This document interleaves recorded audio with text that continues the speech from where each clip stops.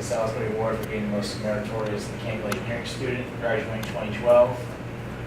I passed the very difficult MFE exam. I've worked as a research intern for spray and protection, developing ways of making safety glasses safer. And I worked as a manufacturing engineer at Siemens while I was finishing up my senior year. I have 2 patents, one on foot stretcher for rowing and one on ski binding. And fun fact, I was on the U.S. national rowing team in 2012. Some of the things I'm interested in are new product development, early stage design, manufacturing process design, as well as designing for safety.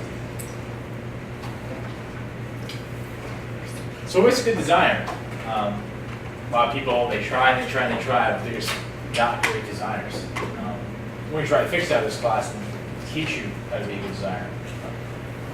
But this is something I took from Don's book. These aren't his characteristics, but they're something else that he put in his book.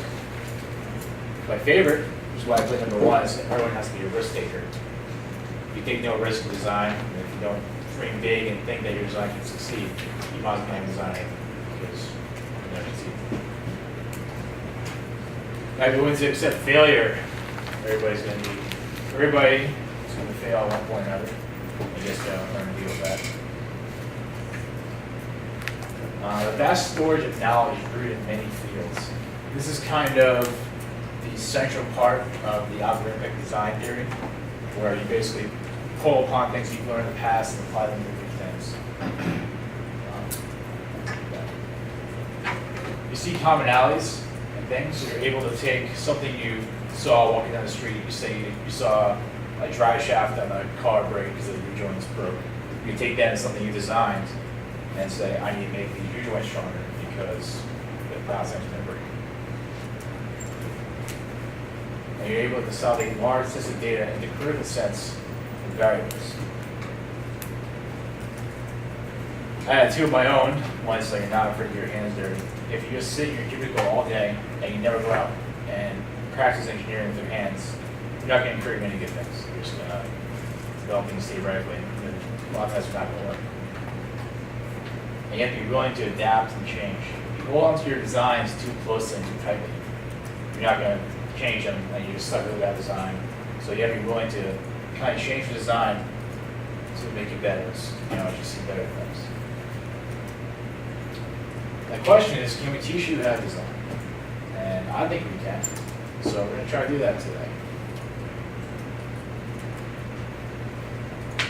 I'm going to say this is the single most important class that you're going to take in the I'm going to ask why.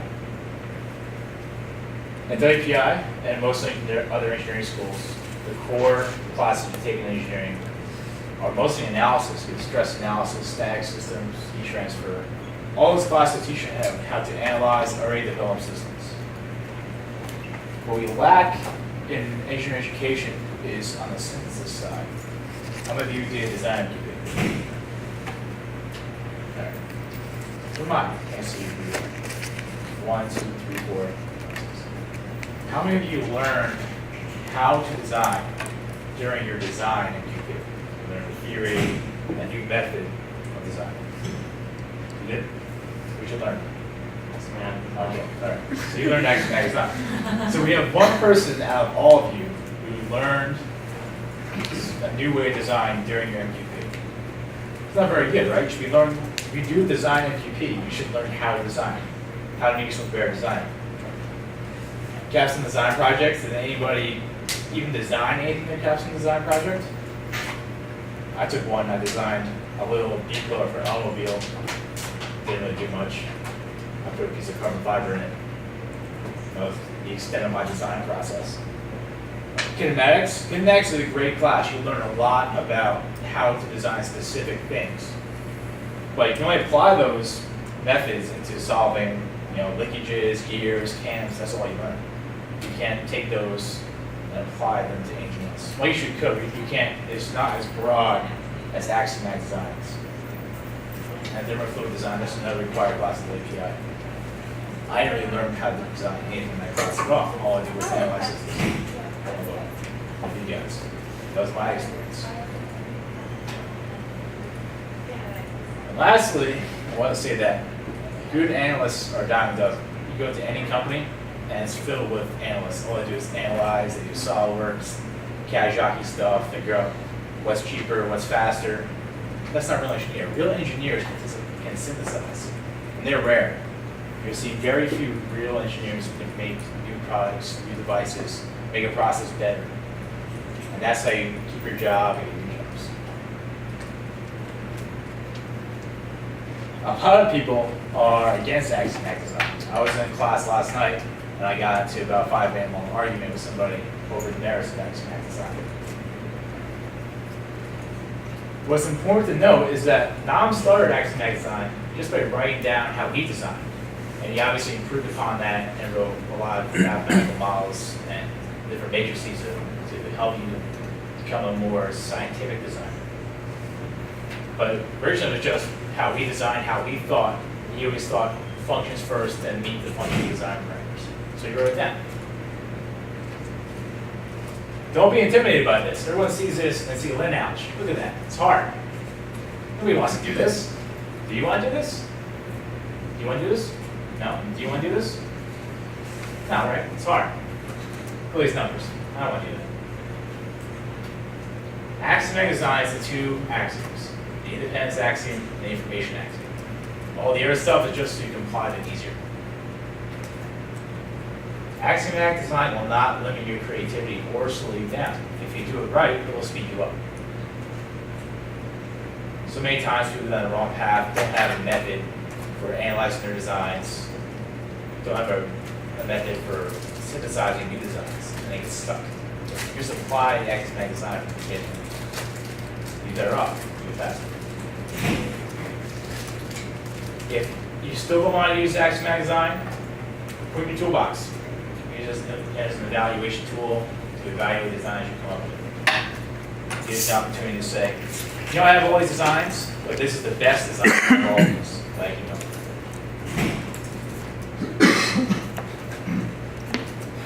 Some people still firmly believe that in their design model, that's fine. But you can add axiomatic design to your toolbox and pull out your stuff. Or you can combine the two. They're not mutually exclusive. You can use axiomatic design in combination with the narrow design methodology. Okay, this design model on the left is from two German guys called Paul and Beitz. And this is the big model they use at MIT and places like that. And then one down the right corner you see is axiomatic design by Knox. See any similarities between two models? Come on, anybody? See any similarities? I highlighted them right here. There's more than that, but I highlighted two. Or what's similarity?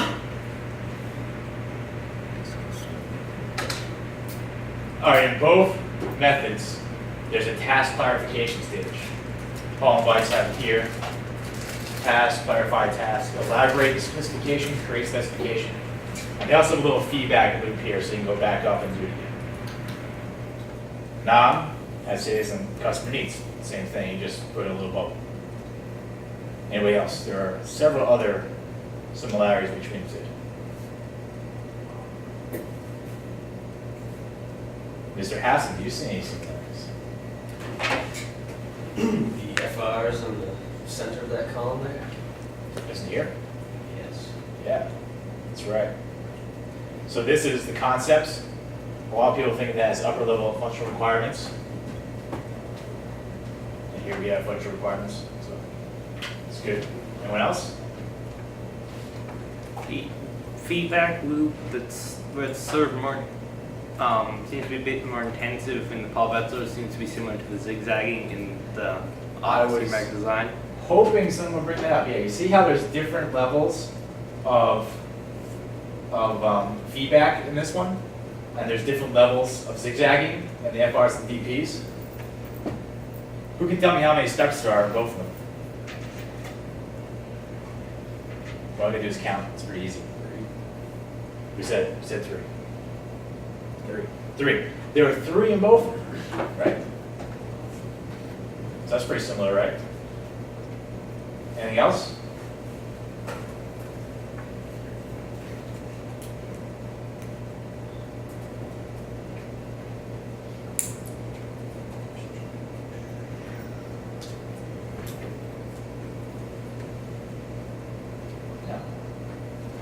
Let's see what I've got. It's your hierarchical, you have trouble saying that, hierarchical decomposition of functional elements. And here we also get a little breakdown. We get concept, preliminary, and then you get the detailed design phase. So you break it down into sections the same way Nam does in his functional requirements decomposition. We already talked about the 3 different stages here, and then the zigzagging method that Nam has in axiomatic design. But the difference between the Paul and Bites model and Nam's model is axiomatic design provides a criteria for design evaluation and a method for synthesis, which no one else does. That's what makes axiomatic design different from all the other design methodologies.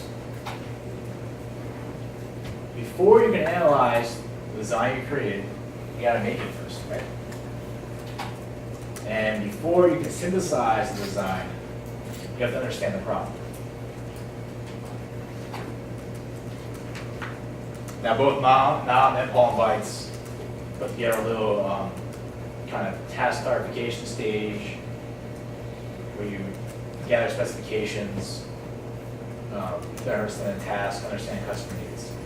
So that's the first step in your design process we're going to talk about tonight in the lecture. So this is the Paul and Bites method for general problem solving. So the first thing, you have a task or problem, right? The first thing you do is say, I have a problem, right? I can't put my cup in my car in a place that won't spill, right? So I gotta find a way to keep my coffee from spilling. After you confront the problem, you gotta gather more information. Is there something else out there that's gonna hold my cup? So I can try to put it in, I don't know, my emergency brake holder, or I can try to put it on my dashboard, see if that works. You gotta define the problem, say, nothing else here will hold my cup. So I have to make a cup holder or something so I can hold my cup in my car. Then you create your design, and we're talking about customer needs right now, so you create your list of customer needs and what needs to be done. Then you evaluate them. Are these good ones? Are these bad ones? All the while, if you're getting an unsatisfactory result at any of these steps, you feed back up a level and do it again until you get a list of good customer needs. You can make a decision and say, this is what I want, and go right to the solution. Okay, so this is the iterative step. So you gotta go back up to the top and try it again. Who thinks that's a good solution? Modify iteration. What's that? You have to iterate a lot. If you get to the next step and decide you don't like it, then Right. So you're saying it's a bad solution or a good solution? it just takes a long time. Takes a long time. Does anybody think this is a good solution?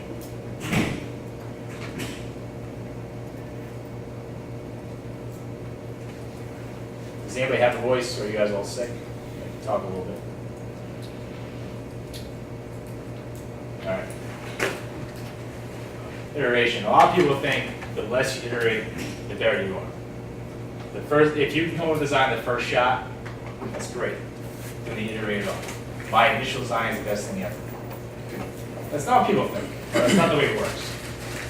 Even Nam Su, who's the king of the non-iteration, non-wasteful steps, thinks that iteration has to be there. The most desirable iteration cycle next to no iteration is the reiteration at the conceptual design process itself. So that's saying as long as you catch it early and you do it at the beginning of the design, it's okay to iterate. It's okay to go back and change things. Iteration is fine, you often need it. You can't make a design right in the first shot most of the time.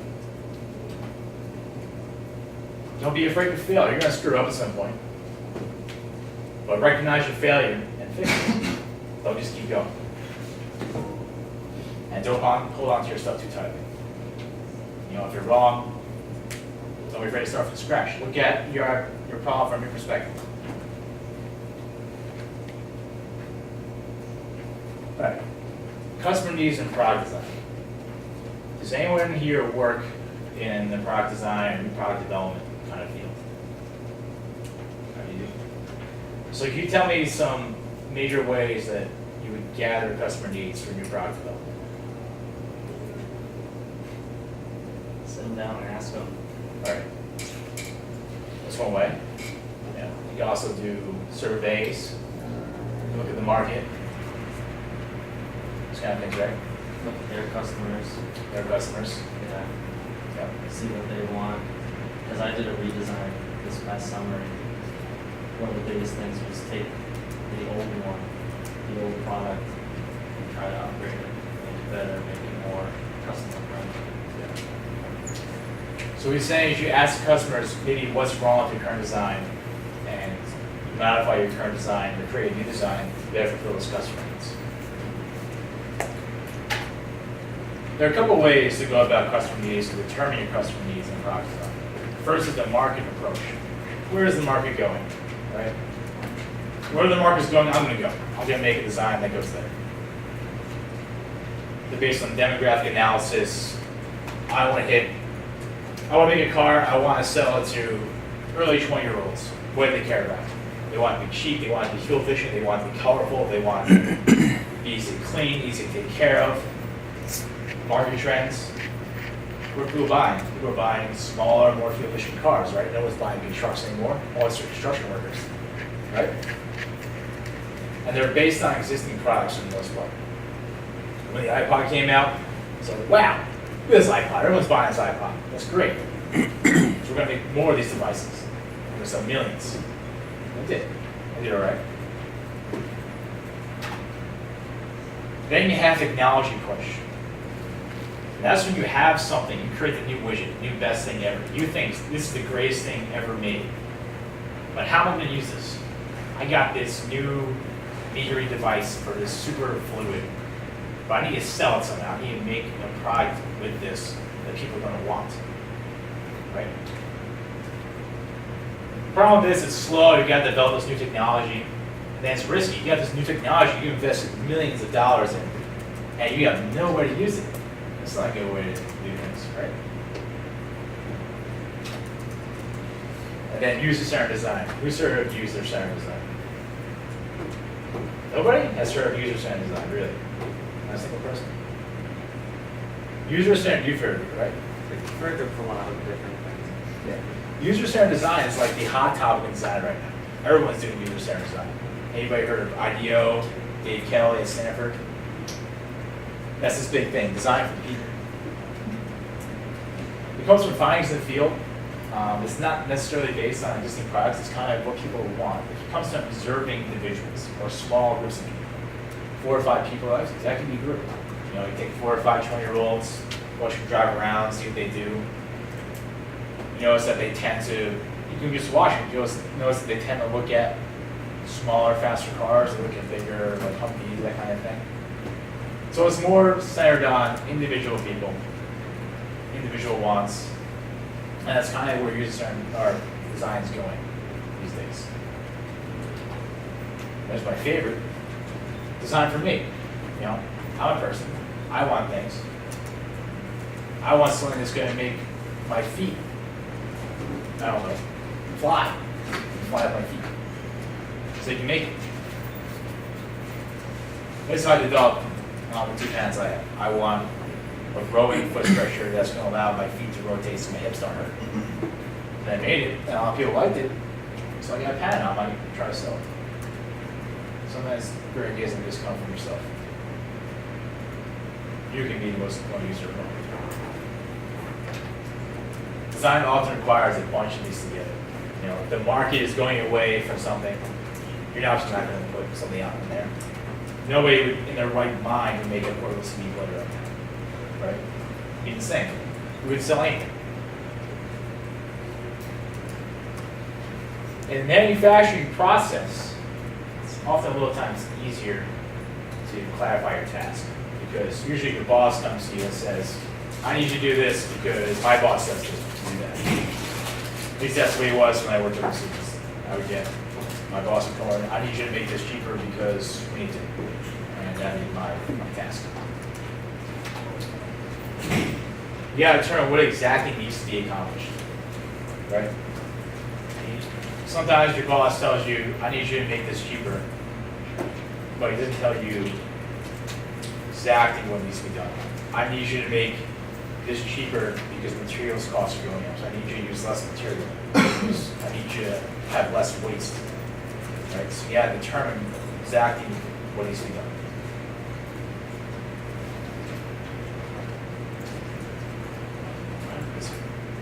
Okay, all your task clarifications and all your customer need analysis has to be done in a solution neutral environment. So if you base your customer needs and tasks off what's already there, you're gonna be stuck in your little design path. And you're never gonna break away from it. If you don't break away, you can't do anything innovative. You're stuck in like that.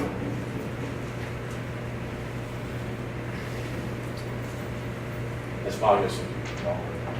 So when you determine what actually needs to be accomplished, one thing is you have to make the product, right? That's often the first, most important thing in the manufacturing process, is making the product, right?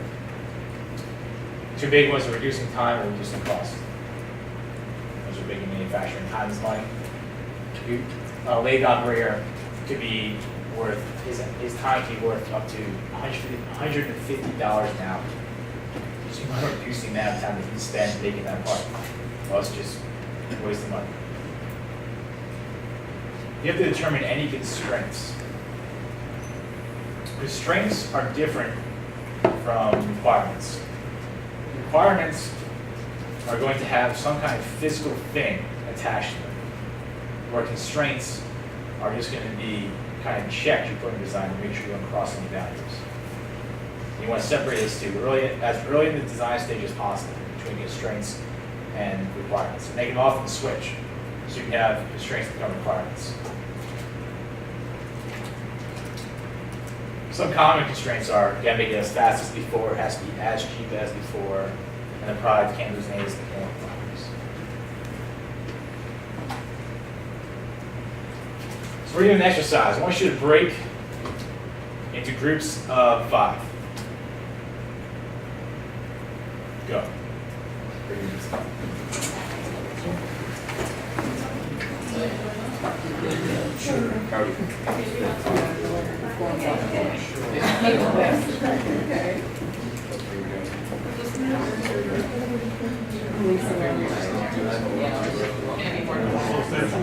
Yeah, you're gonna be more than 5. Break into groups of about 5-ish people.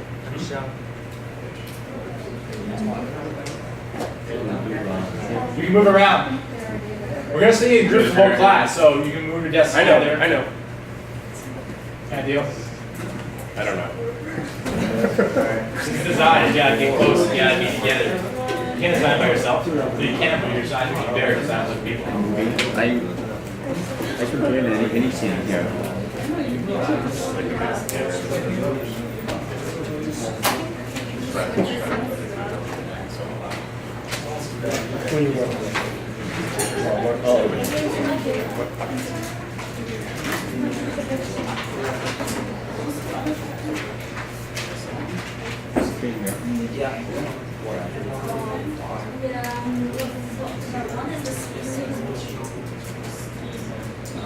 All right, is everybody in groups of around 5?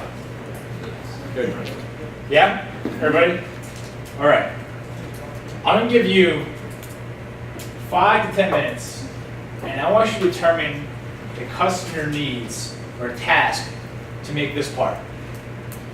Okay? And then I want you to classify them into constraints and requirements. You have 5 or 10 minutes to do this.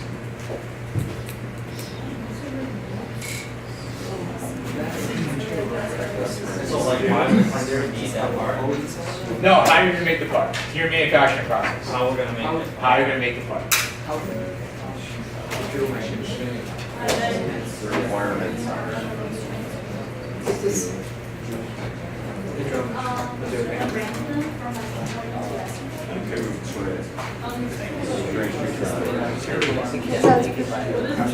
Because you don't choice. There's a tolerance requirement for The requirements are.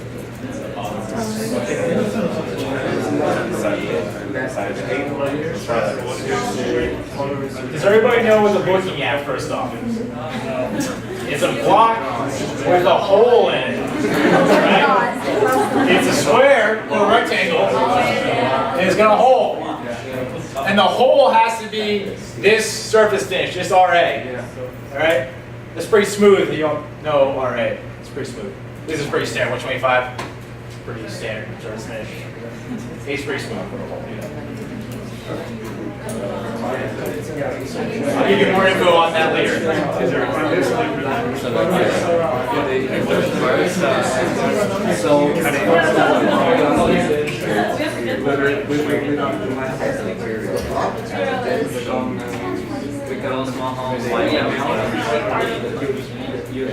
So are we gonna trimming the sides first?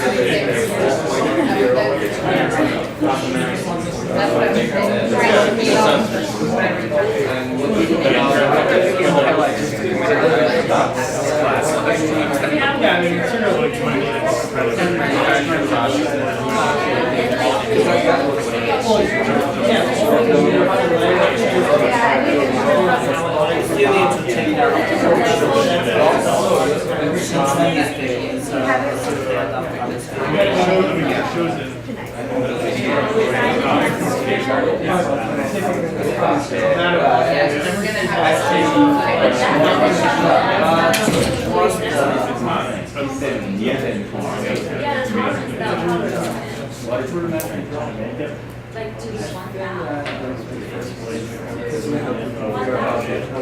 sometimes you have the whole Yeah, so it's like, that's kind of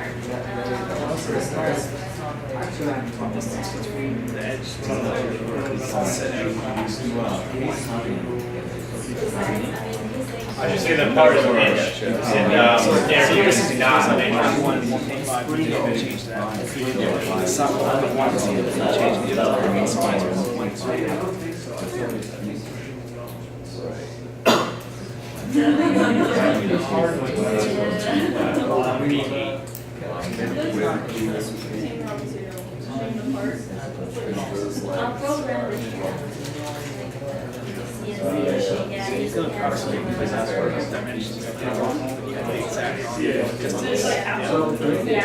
So maybe, What's an example of example of strength would be the material has to be tension scale. The function would be you have to make it from X to X. On strength, all right. Let me get a little help here. Strength in this situation would be the material is SAE 1020 steel. Right. Then it also has to be case hardened, right? So it has to be case hardened, but you also have to case harden, so it's going to be requirement as well. Like I said, these can be in flux. So it has to be case hardened. We're going to transform that into a requirement. So you have the case hardened.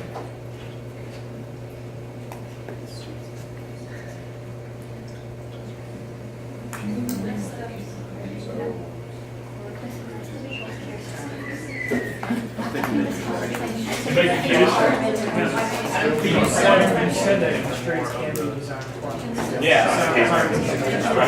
So a good example is if you have to meet certain regulations. Well, if you get your design process later on now, you may not meet those requirements. I don't know.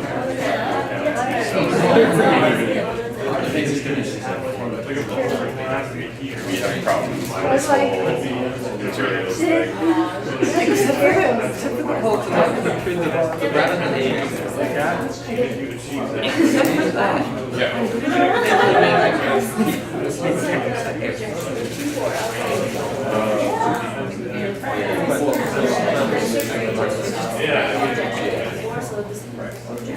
And getting the whole place fast.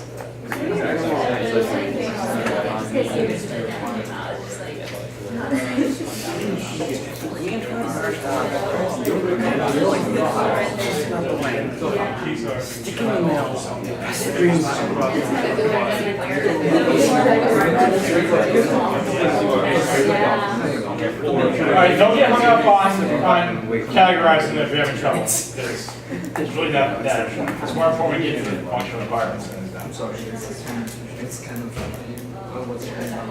Case functional.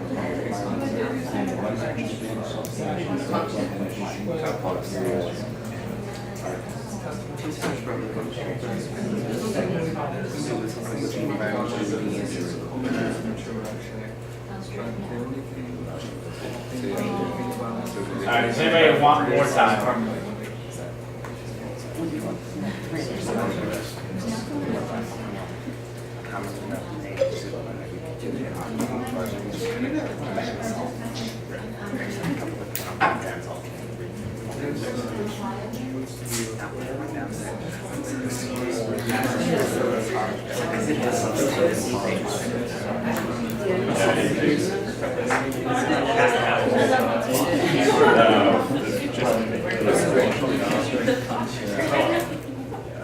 I've only been there a few times.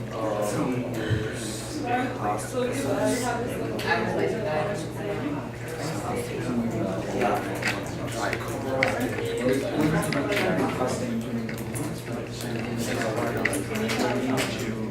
you have to email them.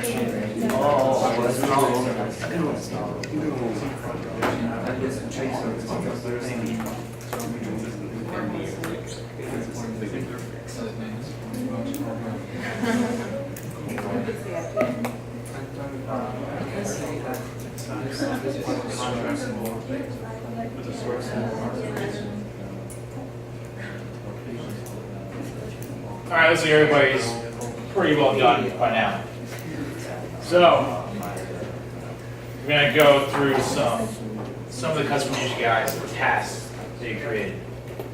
I want to bring up that this is a terrible design of this classroom. Does anybody know why this is a bad design? With this, the way it's set up? Because the screen and the board are two functional requirements. Yeah, because I can't use the board and the screen at the same time.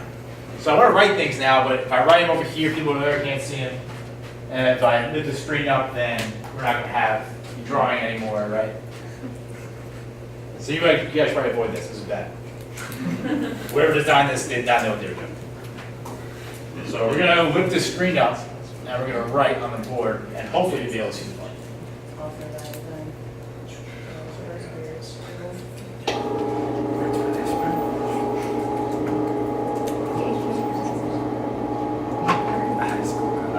Maybe we can still see that. Everyone can still see it? Yeah. All right. So who wants to give me their first customer need? Yep. I don't think it's stuff that 1 out of 10, 20 steel. Yeah, so the partner's gonna be at 1020 steel. Yeah.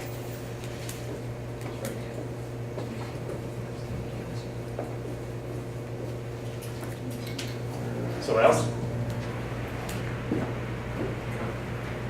Yeah. The tolerance is specified. Yeah, so to meet specified tolerances.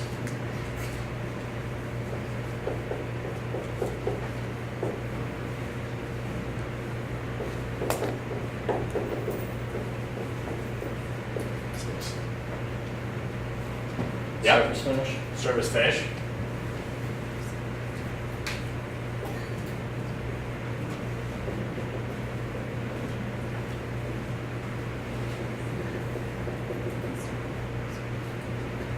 Hardness of the material. Is that? The hardness of the material. Yeah, so we had the case art here, right? So we had case art. Or hardness.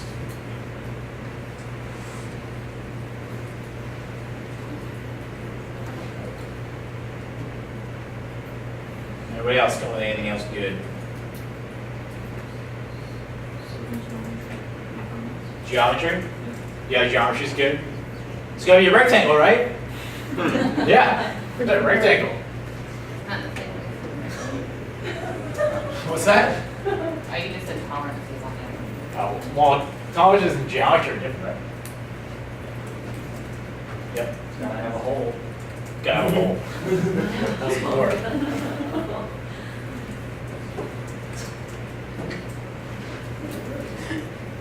Anybody else?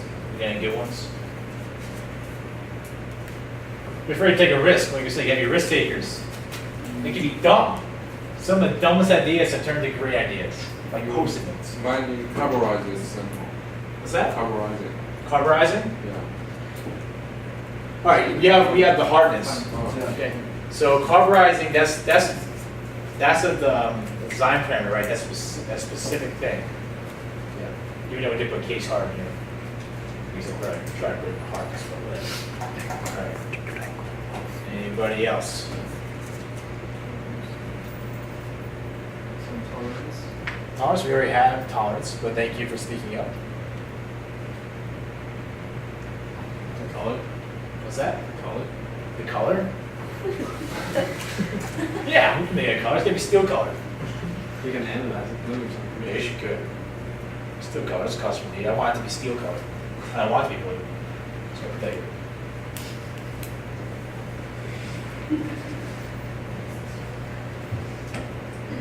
All right, good. That's the first step of design. Pretty good. So what it is can we see right off the bat?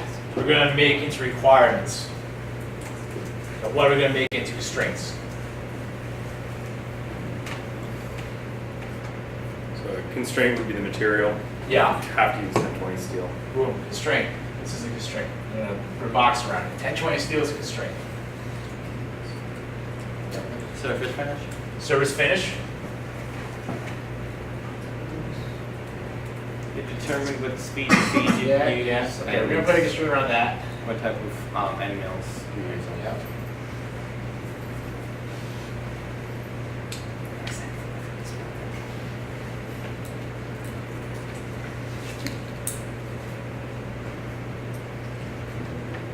Anybody else? Yeah, your hardness, right? We're going to have to harden it, right? Somehow. Because it's not hard. It's just regular 1020 steel, we have to harden it. So that's going to be turned into a function later on. Shape, rectangle, right? So we have to probably make it a rectangle because usually when you get steel, it's not really a rectangle. So you have to mill down or something to make it square and such. The hole, you got to put a hole in it, so it's going to be a requirement. I want to be steel colored, so let me dye constraint. I don't want it blue. There's no dye on my part when I'm done. Get all the machinist dye off of it. Does anybody here work in manufacturing, by the way? One. Has anybody worked in manufacturing? Okay. So why should they have classical manufacturing process design? All right. So I was going to write them all down here. I'll do that one. All right, break time. Take a deep for a minute break, get some water, talk among yourselves. Do jumping jacks, stretch fit.